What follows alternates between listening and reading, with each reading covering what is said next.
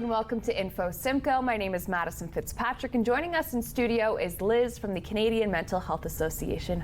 Hi Liz, welcome back. How are you? I'm great. I'm so happy to be here. Yes, thank you so much for coming back.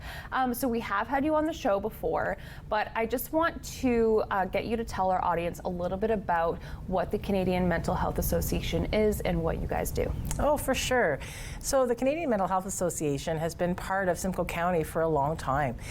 We started in 1960, very grassroots, and we've certainly grown. We have over 250 staff now and tons of programs across the county, which is super amazing because we're able to provide different supports for people who are struggling with mental health and addictions. Perfect. So you're doing a lot of events, throughout the year. What do you specifically do at the Canadian Mental Health Association? So my role is fundraising, communications, and volunteers. So yeah, a pretty big portfolio, lots of excitement, lots of opportunities to really engage with the community, which is always a beautiful thing. Yeah. So we were talking before. The pandemic is rearing down. Obviously, there's still precautions and guidelines out there, but people are doing a lot more lately. So what does it feel like, fundraising more and more often and getting these events up and running? It's definitely refreshing, right? It's refreshing to be back in person. It's amazing to have these opportunities to have events again. But it's hard, right? I think it's a bit of a slow build again to be where we were a few years ago. So we do certainly know that our events are a little bit smaller. So we're hoping, this is our first golf tournament in 3 years, that maybe this will be the event that everybody really wants to come to. Because I think golf is an amazing opportunity to get outside and engage with, maybe the community and your partners and just have a wonderful day for a great cause. So we are really excited to be back. Yeah, so let's talk a little bit about that golf event. So Tee Off for Mental Health, it starts in June. So tell us a little bit about the agenda for the day. For sure. So June 13th at Tangle Golf and Country Club.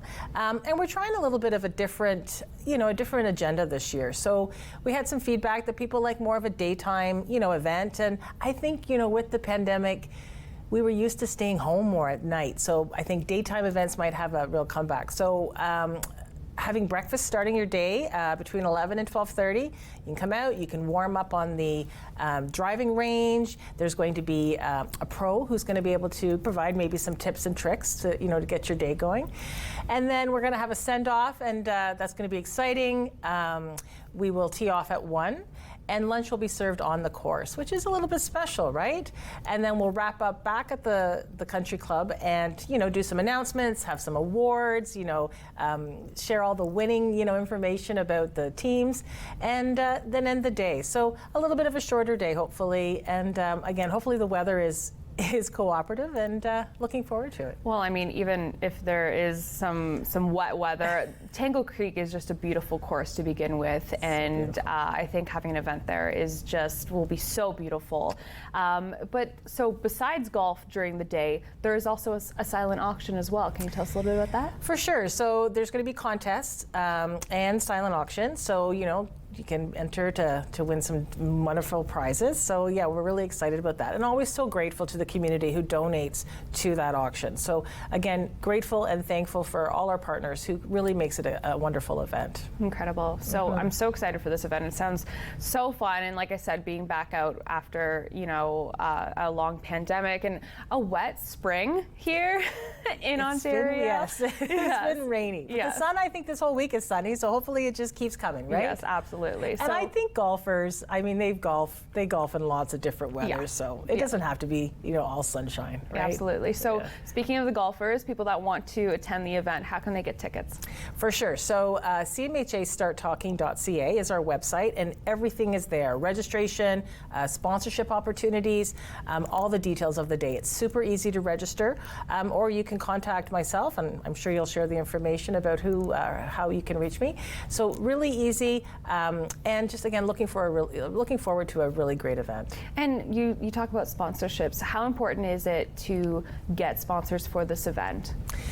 So sponsorship opportunities really enhance the event, right? They, add to the, the financial outcome, which is always great. But it's an opportunity for, members of the community, businesses, to really, promote their name and promote the good work that they're doing if they're sponsoring, an event like ours. So it's like twofold, right? It's great for us, of course, but it's great for the person who wants to, really show how much they support mental health and addiction in their community.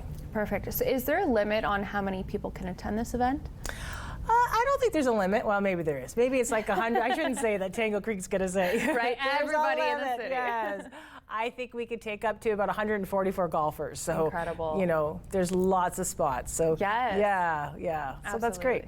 Well, amazing. I'm so happy that you're able to do an event like this again. How important is doing events like this all throughout the year? How does it benefit CMHA?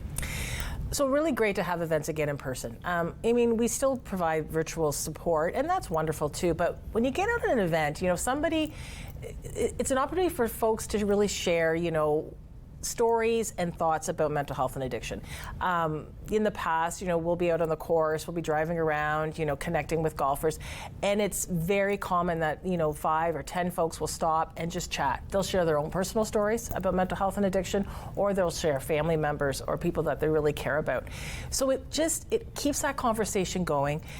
It allows a space for people to feel really open about talking about mental health and addiction, and that's a big part of events. Like, money is wonderful all day long, but that awareness and opportunities to talk and share and break down that stigma, that's a big piece of our events as well. Absolutely. Well, I'm very hopeful that you'll get a lot of turnout for this event, and like I said, a lot of benefit from it as well, and just for the mental health community and things like that. So Liz, thank you again for being here, and we always welcome you back on the show. Oh, thank you so much. It's always great to come to Rogers. Thank you. Good.